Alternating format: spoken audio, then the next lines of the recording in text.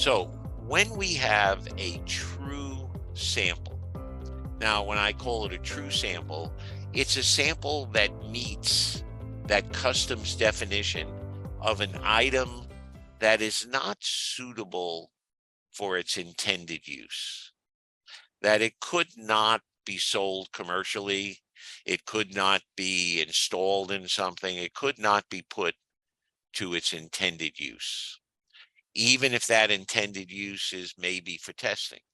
Getting back to the carpet samples, a whole roll of carpet, while it may be utilized to be put in some testing environment to see if it wears out or not, it still could be used as flooring, whereas opposed the little sample swatches could not be.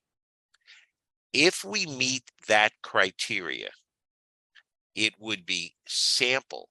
Well, first of all, in the billing columns, the unit price and the extension of the unit price, we would show zeros. But then we would have a statement, sample, no commercial value, value for customs purposes only. And we would give it that material cost. What did it cost us to create that item, that sample? Or what is the material cost of the sample? Some value that we can support and document,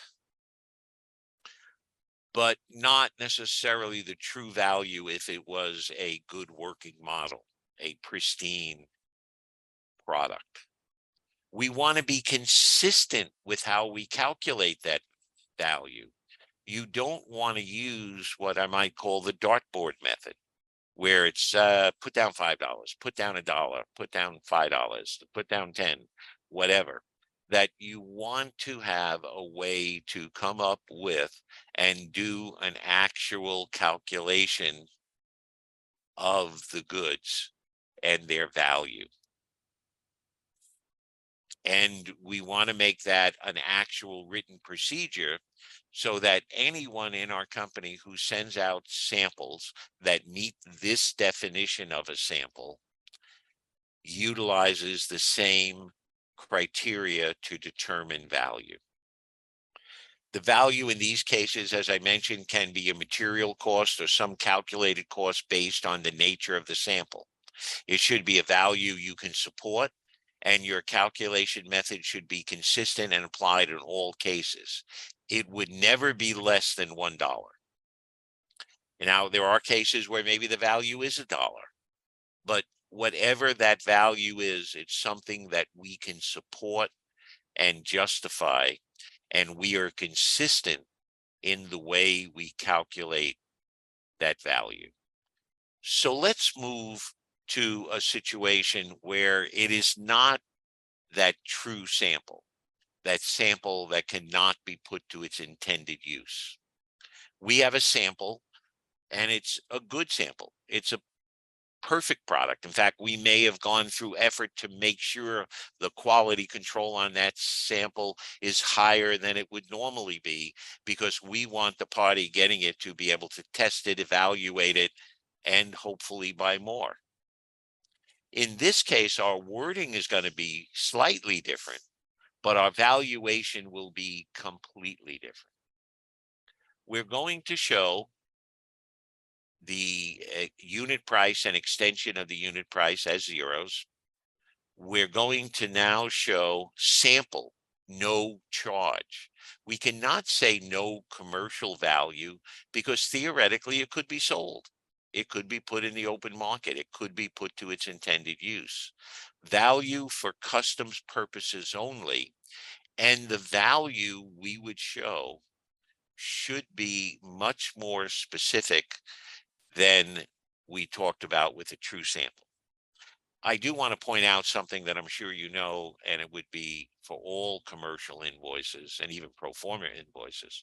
When we indicate the currency, we need to be specific, not just a dollar sign, but if we're using US dollars, which most of you do, we should show US dollars with the amount. But what is the amount that we show?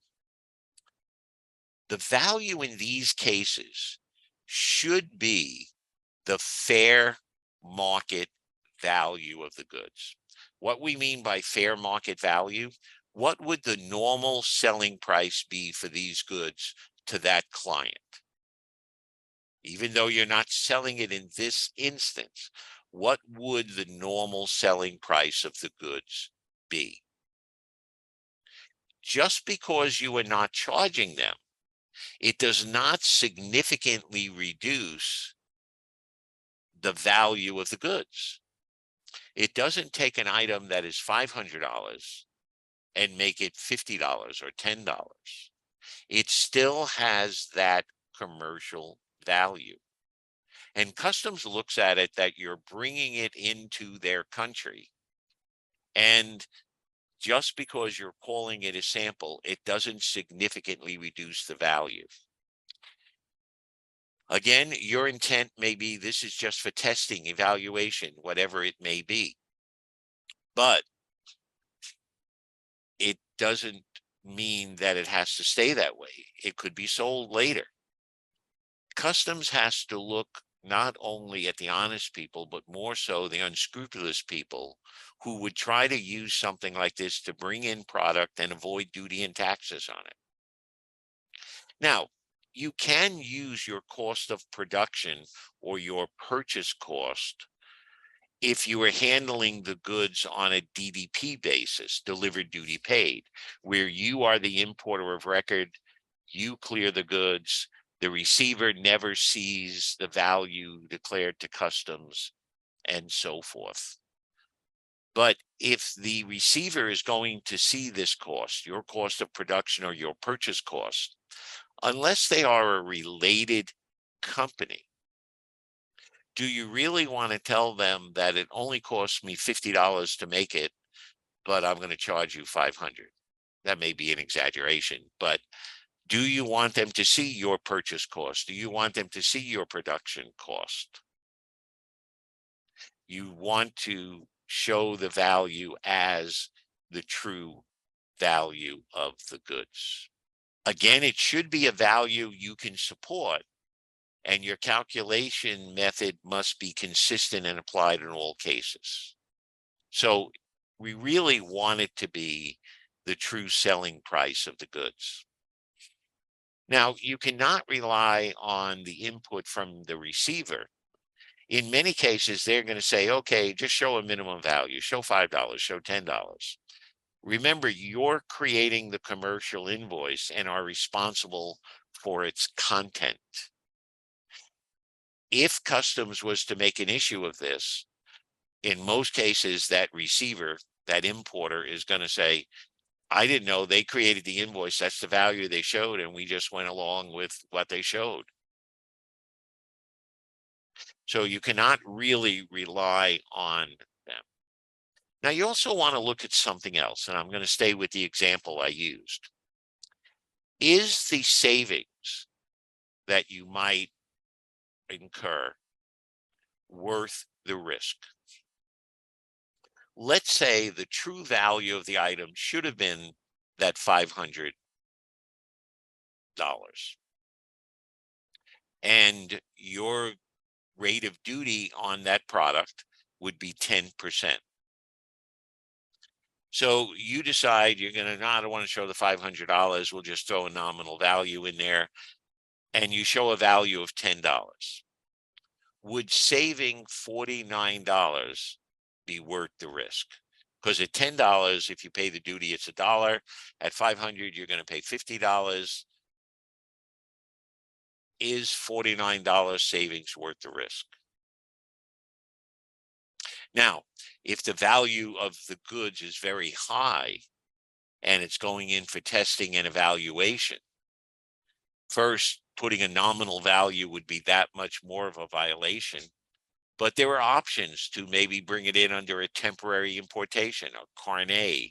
If it's going to be non-destructive testing, that there may be an option to bring it in again under a temporary entry, a carnet, or something similar. If it's going to be destroyed, is there a way to bring it in for the purpose of destruction and maybe avoid the duty, do it in a free trade zone, or recover the duty through some type of drawback process.